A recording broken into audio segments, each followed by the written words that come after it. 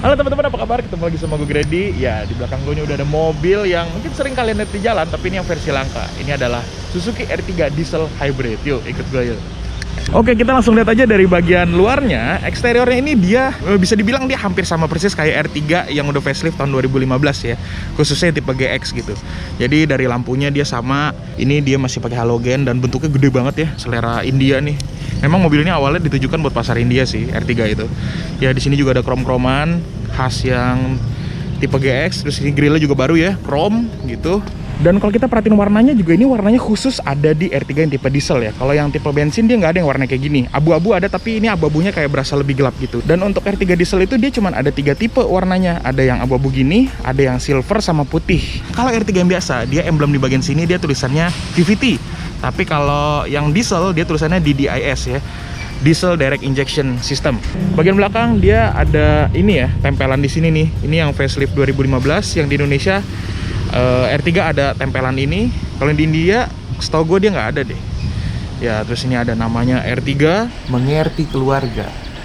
Dan untuk yang tipe diesel ini dia ada nih defogger di belakang.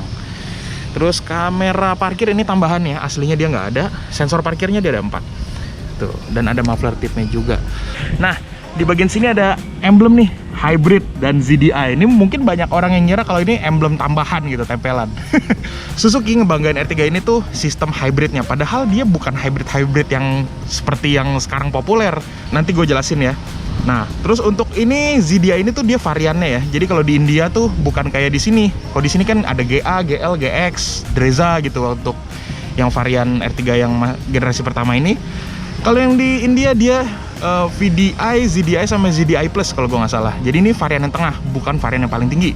Oke, sekarang kita langsung lihat bagian mesinnya aja ya. Karena yang ngebedain R3 ini sama yang R3 biasa itu ada di mesinnya. Yuk.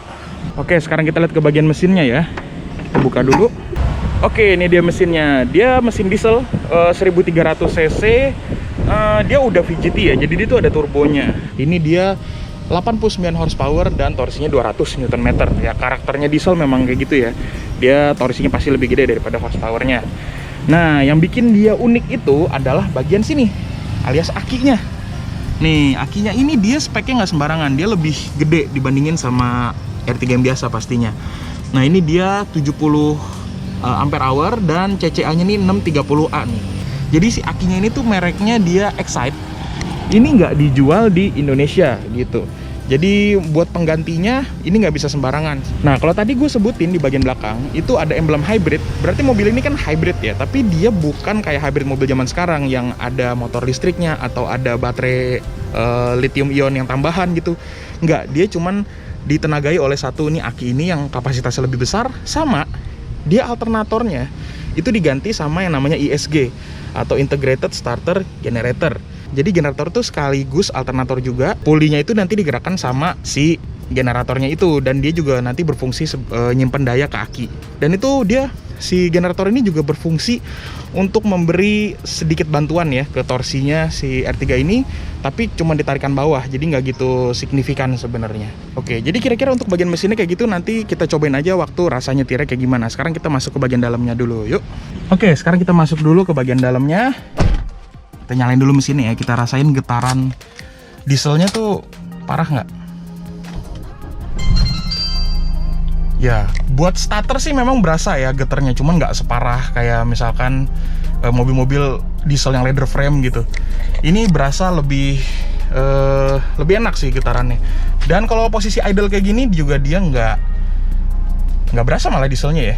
Berasa bergetar, cuman nggak berasa kayak mobil diesel gitu. Cuman berasa kayak mobil mungkin bensin yang engine mountingnya udah sedikit kena gitu.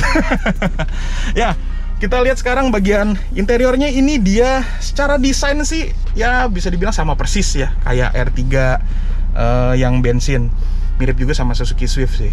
Dan di sini ini setirnya tuh dia udah di retrim. Aslinya dia belum kulit kayak gini. Oh ya, dan warna interiornya ini dia masih kayak yang pre-facelift ya. Jadi warnanya masih beige gini. Dan warna beige gini kalau misalnya udah dipakai lama itu dia cepet kotor nih. Contohnya kayak di persnelingnya, ini dia udah kotor. Dan sekalian juga kita ngomongin transmisinya dia. Ini dia transmisinya manual 5 percepatan. Jadi untuk R3 yang varian diesel ini di Indonesia dia cuma ada yang manual aja, sayangnya kayak gitu. Dia nggak ada yang maticnya. Dan di sini kita lihat dulu ke bagian cluster instrumennya, bentuknya baru ya, desainnya tuh baru. Kalau yang bensin dia warnanya kayak ember-ember gitu. Kalau ini dia udah silver, terus ada backlight biru, ada tulisan SHVS atau Smart Hybrid Vehicle by Suzuki, itu artinya. Nah, cuman kalau kalian lihat di bagian situ, ya itu ada yang kedap-kedip. Itu auto start stopnya dia mati fiturnya, karena akinya nih sebenarnya udah lumayan lemah ya, karena mobil ini dari tahun 2017 dia akinya belum pernah diganti gitu. Jadi di sini tuh dia ada tombol. Nah, ini buat parking sensor. Nah, ini buat auto start stopnya ya. Dia kalau kita pencet dia nggak berfungsi nih. Tuh, lampunya tetap kedap-kedip. Oke, terus di sebelahnya lagi nih ada buat fog lamp dan ada buat pengaturan ketinggian lampu nih, lampu depan. Terus kita lihat ke bagian cluster instrumennya. Di sini dia ada konsumsi bahan bakarnya. Ini real time nih kayaknya. Terus ada average 14,2. Wow. Jadi terus range-nya ya, itu aja infonya. Jadi mobil ini tuh memang terkenal irit ya, si R3 diesel hybrid ini. Dia tuh sebenarnya kalau dipakainya normal itu kalau dalam kota tuh sebenarnya bisa 1,17an, dan kalau ke luar kota itu bisa 1:20-an. Jadi owner mobil ini dia cerita dia pernah pakai mobil ini ke Surabaya. Itu dari Jakarta ke Surabaya nggak ngisi bensin katanya. Pas pulangnya lagi baru ngisi di daerah Mojokerto, habis itu baru jalan lagi sampai ke Jakarta nggak ngisi lagi. Jadi memang terkenal irit ya. Oke, terus kita lihat ke bagian sini, head unitnya dia ini udah diganti ya. Aslinya tuh dia masih sama kayak yang R3 bensin aja, yang dia tuh nggak ada layarnya gitu. Tapi udah terintegrasi sih sama HP. Di bagian bawahnya nih pengaturan AC-nya. Karena ini mobil langsung build up dari India, dia ada heaternya nih. Tuh, ada heaternya dan ini lengkap ya. Di fogger depan, belakang dia ada nih pengaturannya di sini. Terus di bagian bawah ada colokan 12 volt, terus colokan USB, cup holder. Nah, di bagian setirnya di sini dia ada steering switch control ya buat ke head unitnya. Di spion tengahnya ini dia udah day night view ya, bisa diatur. Terus kita lihat lagi ke bagian sini, buat spionnya dia udah di track nih. Tuh, dinyalainnya dari sini dan cepet loh ya ngelipetnya ya. Gitu ya, biasanya retract itu kan kalau Toyota tuh dia agak lama. Dia cepet nih punya Suzuki. Oke, selebihnya sama kayak R3 yang bensin. Sekarang kita pindah ke baris kedua, yuk. Oke, sekarang kita masuk ke baris keduanya R3. Ya, ini tadi posisi mengemudi gue ya, tinggi gue 180 cm. Dan ini kursi yang baris keduanya ini kan dia bisa dimaju mundurin ya. Ini udah yang paling mundur. Sisanya segini. Memang R3 ini dia nggak terlalu luas ya buat posisi duduknya ini. Legroomnya nggak mentok sih, tapi sempit aja gitu. Dan di bagian sini tadi konsol tengahnya gue lupa bahas. Ini dia udah diganti ya. Jadi yang ada armrest segini. Dan ini di bagian sini ini ada colokan 12 volt yang memang ini bawaannya ada di R3 yang diesel ataupun yang facelift. Dan ini colokan 12 voltnya dia masih asli ya, yang bawaan punya R3 ini. Tapi kalau kata ownernya, colokan kabelnya itu ya, kabel si 12 volt di dalamnya itu kalau yang buatan India ini dia kabelnya lebih panjang. Jadi dia ini nggak usah ngerubah apa-apa, tinggal ngebolongin si armrest barunya aja nih. Terus di bagian sini dia udah ada AC ya di baris keduanya, pengaturannya dari sini. Dan di sini ditambahin lampu LED nih karena untuk yang tipe diesel dia nggak ada lampu dibuat di atas ini. Di baris keduanya dia nggak ada lampu kabin, adanya di baris ketiga sana jauh. Di sini ada armrestnya. Dan ini kursinya BTW udah dirapisin kulit ya. Aslinya dia tuh kain aja, fabric biasa gitu. Terus di bagian pintunya dia masih ada tempat penyimpanan. Di bagian bawah sini ada cup holder. Oke, gitu aja sih. Selebihnya sama kayak R3 bensin biasa juga. Sekarang kita langsung cobain rasa nyetirnya aja. Yuk. Oke teman-teman, sekarang kita langsung bawa aja sih R3 diesel ini jalan ya. Nah, dia itu karena dia torsinya gede ya. Jadi kita bisa start sebenarnya di gigi 2. Gitu. Ya memang ciri khas mobil diesel tuh biasanya torsinya gede tuh kita bisa start dari gigi 2. Oke, sekarang kita ngomongin dulu R3. Gue pengen ngomongin backgroundnya dulu ya sedikit ya. Mungkin ada dari penonton di sini yang belum tahu. R3 ini diambil dari kata R ya, dari huruf R dan angka 3. Yang berarti R-nya itu tuh sebenarnya row atau baris. 3 itu ya 3 baris. Yang artinya R3 ini mobil 3 baris gitu. Dan pertama kali diluncurin itu memang dia buat India ya, tapi selang cuman berapa bulan gitu langsung di Indonesia udah dijual gitu. Nah, Untuk yang varian diesel ini, dia baru hadir tuh di 2017 di Indonesia. Tapi kalau di India sana, itu dari pertama kali dia muncul memang udah ada varian diesel, tapi bukan yang hybrid yang kayak gini gitu. Oke, kalau kita ngomong dari rasa berkendaranya ya, dari setir, suspensi, itu masih sama kayak yang bensin dia. Cuma memang berasa sedikit kayak kualitinya tuh berasa kurang ya kalau menurut gue ya. Yang paling berasa ini kalau menurut gue pas kita ganti gigi nih. Pas kita ganti gigi ini dia rasanya tuh kayak agak kasar. Kalau yang R3 yang bensin tuh berasa lebih halus pas perpindahan giginya gitu. Dan kalau kita ngomong persnelingnya juga, dia karena ini yang manual dan tipe diesel, biasanya persneling mobil diesel itu dia getar ya. Kalau ini dia nggak terlalu getar. Berasa ada getaran tapi dia nggak sampai begini gitu. Kalau dari setir sih, ini setirnya feelingnya tuh R3 banget, alias gue suka. Jadi kalau misalnya kalian belum tahu ya, R3 itu dia ngambil basis tuh Suzuki Swift sebenarnya. Jadi karakternya nih kental banget kayak mobil hatchback sebenarnya ya. Cuma posisi duduknya lebih tinggi aja gitu. Dia ini lincahnya tuh berasa kayak hatchback. Meskipun lincah tapi dia nggak selincah si kayak Mobilio gitu ya. Tapi kalau Mobilio kan kekerasan gitu, rasanya bantingannya kasar banget. Kalau si R3 ini dia perpaduannya tuh pas. Antara fun to drive sama comfortnya tuh pas kalau menurut gua. Sebelum Expander datang. Sebelum Expander datang sih ini di kelasnya menurut gue dia salah satu yang terbaik ya. Terus kalau dari posisi duduknya nih ya, dari pengaturan kursinya ini dia juga lumayan fleksibel, bisa diatur tinggi rendahnya, dan ini udah gue atur yang rendah ya. Buat ngatur tinggi rendahnya dia orangnya nggak usah turun, jadi bisa di sini langsung ditarik-tarik aja. Posisi dari tangan ke setir juga ini enak, dia setirnya bisa diatur cuman tilt doang, belum bisa teleskopik. Tangannya juga relax gitu.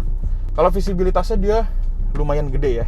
Di sini sebenarnya pilar A tuh blind spotnya agak gede, tapi kita terbantu sama kaca kecil yang ada di pilar A sini nih buat ngebantu sedikit lah ngelihat ke sana. Kalau ke belakang sih lumayan, nggak terlalu mengganggu. Apalagi kursi baris ketiganya lagi kita lipat kayak sekarang ini. Paling yang berbeda itu ada di mesinnya. Ya karena memang si R3 ini dia pakai mesin diesel, dia kodenya D13A ya. Ini sebenarnya mesin ini tuh di luar negeri sana banyak dipakai buat mobil-mobil Fiat, Opel juga ada kalau gue nggak salah. Nah jadi memang mesin ini mesin yang bisa dibilang lumayan populer gitu. Tapi memang sayang banget kalau gue lihat nih ya, mobil ini tuh sebenarnya potensial di Indonesia. Cuman sayangnya si Indomobil ini masukin R3 ini kayak kalau menurut gue dia takut-takut. Mesti dia percaya diri aja. Waktu masukin ya, harusnya itu dia langsung masukin varian Matic-nya ada gitu, dan harusnya langsung diproduksi lokal aja di sini karena produksi Suzuki yang di Indonesia ini kalau gue perhatiin, kalau gue compare gitu ya, kayaknya lebih bagus build-nya daripada yang di India sana. Dan kalau menurut gue juga ini yang salahnya Suzuki ya, tapi nggak tahu kalau misalnya gue salah, mohon dikoreksi. Waktu tahun 2017 orang-orang kita ini masih takut yang namanya hybrid gitu, apalagi merek Suzuki yang dari dulu memang nggak terkenal sama sistem hybridnya gitu. Kalau Toyota masih mending karena mobil massal hybrid pertama tuh yang jual tuh memang Toyota ya, si Toyota Prius itu. Nah kalau ini tuh Suzuki nggak ada apa-apa, nggak ada berita teknologi apa-apa, tiba-tiba dia ngeluarin mobil hybrid gitu. Orang ragu-ragu akhirnya milihnya. Udah gitu jualannya dia si Suzuki ini dia masih CBU dan kelihatannya kayak agak kurang gimana ya, kayak kurang serius gitu kalau gue perhatiin sih. Harusnya jargonnya itu jangan si hybridnya kalau menurut gue. Harusnya yang di highlight itu adalah turbonya. Ya, coba waktu tahun 2017 keluar R3 varian diesel turbo. Nah, orang pasti lebih ngelirik tuh. Apalagi udah turbo Matic. Dan kelasnya LMPV ya. LMPV di harga 200 jutaan, 210-an kalau gue nggak salah waktu itu. Kita bisa dapat LMPV 7-seater dengan mesin diesel gitu. Wah, itu sih nggak ada lawannya tuh kalau misalkan di waktu itu bawanya kayak gini. Cuman yang terjadi adalah ya seperti inilah. Kalau gue denger dari para penggunanya juga, katanya nyari akinya itu susah ya. Jadi dia kan nggak dijual di Indonesia yang merek Excite ini. Kita harus ganti sama merek aftermarket itu di Suzuki katanya nggak menyediakan. Katanya sih, tapi kalau misalkan gue salah mohon dikoreksi ya. Dan mohon maaf juga karena R3 yang gue coba ini dia untuk kondisi akinya dia udah kurang fit gitu, udah mesti diganti. Jadi gue nggak bisa nyobain sistem SHVS-nya, tapi gue ceritain aja sedikit. Apa itu SHVS-nya? Jadi si R3 ini tuh dia bisa idling start stop ya kalau misalkan di motor-motor matic ya. Jadi kalau misalkan kita lagi nyetir gini, terus kondisinya tiba-tiba kita berhenti, itu lampu merah lah atau macet, itu pas kita masukin gigi ke netral dan koplingnya kita lepas, itu kondisi mesin langsung mati. Cuma beda kayak mobil listrik ataupun yang hybrid gitu. Kalau misalkan mobil-mobil yang hybrid gitu kan dia buat AC-nya itu dia pakai kompresor dihidupin sama si baterai listriknya itu ya. Jadi kalau misalkan mesinnya mati, itu tetap aja adem gitu AC-nya. Tapi kalau si R3 ini kasusnya enggak. Dia cuma blowernya doang yang nyala. Dia kompresornya mati gitu kalau misalkan si fitur auto start stop-nya ini lagi berfungsi. Dan kalau gue nggak salah juga si fitur start stop-nya ini cuma berfungsi dia selama 3 menit ya. Lebih dari 3 menit dia nyala sendiri nanti. Memang itu fiturnya ya bisa dibilang lumayan canggih. Cuman kalau kata penggunanya sih ya, kebanyakan fiturnya dimatiin. Karena ya kita tinggal di Jakarta ya, sekarang ini panas men. Kalau kita lagi di lampu merah, setiap lampu merah AC-nya mati, gerah, nanti kita naik mobil keringetan gitu. Jadi fiturnya kebanyakan dimatiin gitu. Sayang banget kalau misalkan AC-nya bisa adem sih, harusnya fiturnya nggak masalah ya, karena harusnya nyalanya di halus dia. Sistem kerjanya mirip banget kayak motor-motor matic zaman sekarang deh, yang udah idling start stop gitu. Jadi gimana kita mau jalan, kita injak kopling, dia langsung nyala sendiri mesinnya gitu. Dan nggak cuman itu aja sebenarnya fitur yang hybridnya itu ya. Si SHVS-nya ini dia sebenarnya bisa berfungsi juga ngebantu torsi mobil ini supaya kita akselerasi di RPM bawah itu lebih enteng sebenarnya. Karena ini kan mobil turbo ya, biasanya mobil turbo itu memang ada yang namanya turbo lag gitu. Ya ini mobil ada turbo lag-nya. Dan karena yang tadi gue bilang akinya itu udah mulai lemah, jadi dia di RPM bawah juga asisnya kurang bantuan. Nah, si asis ini dia berfungsi dari RPM 1200-an sampai 1700 gitu. Jadi sekarang nih kalau di rentang RPM segitu, gue sih merasa agak sedikit berat tarikannya ya. Di atas 2000, nah itu langsung ngacir rasanya. Turbonya langsung kick in gitu. Dan SHVS-nya juga bekerja pas kita melakukan engine brake, itu dia nyimpen listrik kembali ke akinya. Kalau kita ngomongin bahan bakarnya, dia ini pakai mesin diesel Euro 3, jadi dia nggak boleh diisiin solar busuk gitu. Minimal harus ya Dex lah ya, kayak ini dia pakai Dex gitu. Mungkin perawatan yang harus kalian perhatiin buat pakai R3 diesel itu adalah akinya, ya karena akinya ini peranannya lumayan penting ya di sistem hybridnya si R3 diesel ini. Ya, dan akinya juga kalian nggak bisa beli sembarangan. Dan mungkin di sini ada penonton yang bisa nyaranin aki apa yang cocok buat R3 diesel, boleh komentar di bawah ya. Kita sharing-sharing informasi aja. Kalau dari segi safety-nya sendiri, mobil ini udah dilengkapi sama ABS EBD ya, dan airbag-nya juga dia udah ada 2 buah gitu. Dan kalau misalnya kalian berpikir kan mobil ini hybrid gitu ya, dibilangnya. Terus hybrid itu berarti pajaknya kan terkenal double ya, mahal gitu. Nah, untungnya si R3 diesel ini dia nggak. Dia untuk pajaknya dia harganya normal, sekitar 3 juta lebih lah, 3,3, 3,5 gitu. Dan ini bisa jadi salah satu solusi kalian juga yang pengen mobil diesel tapi harganya terjangkau gitu. Oke. Kayak gitu aja buat video kali ini. Terima kasih sudah menonton. Kalau misalnya kalian ada saran, ada cerita-cerita, atau ada informasi yang mungkin kurang gue sampaikan, boleh komentar di bawah. Kalau misalkan gue ada salah informasi, mohon untuk dikoreksi. Oke, sampai ketemu di video berikutnya. Gue Grady. Dadah.